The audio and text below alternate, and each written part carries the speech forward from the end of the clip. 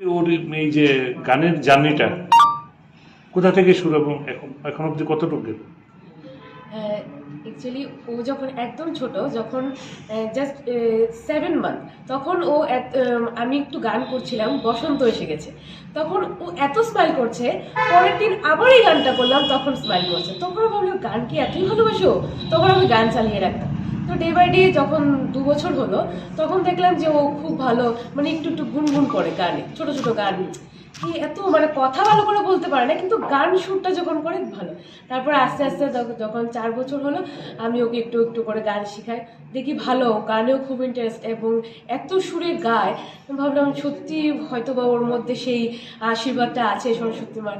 তারপরে আমি আস্তে আস্তে আমার মধ্যে যতটুকুই আছে, গানের যতটুকুই আছে, গুণ আছে, সেটা আমি ওর মধ্যে দিতে আস্তে আস্তে শুরু করলাম। 5 বছর, 6 বছর, 7 বছর যখন হলো, তখন ভাবলাম যে ও তো অনেকটাই মানে অনেকটাই গান করতে পারছে, শিখতে পারছে বা বুঝতে পারছে। আর কিছু কিছু বাড়িঘরে যখন গান করতো, সবাই বলতো যে না, ও পারবে।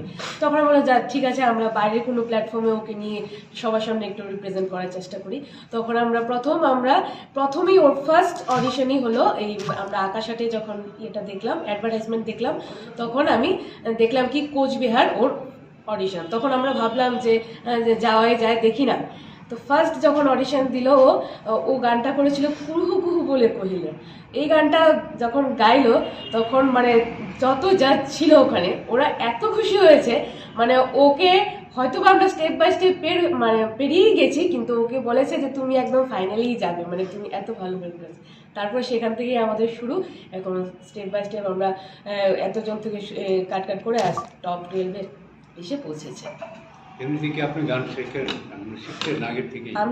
আমি গান ছোটবেলায় শিখতাম, কিন্তু তারপরে তো স্টপ হয়ে গেছে। তারপরে আমি এখন মেয়েকে শেখাচ্ছি ঘরে।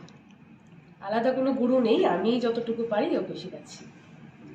আপনার পরিচয়টা? আমি ওর মা, আমার নাম দেবস্মিতা দত্ত। নাম? ওর নাম রাজস্মিতা দাস।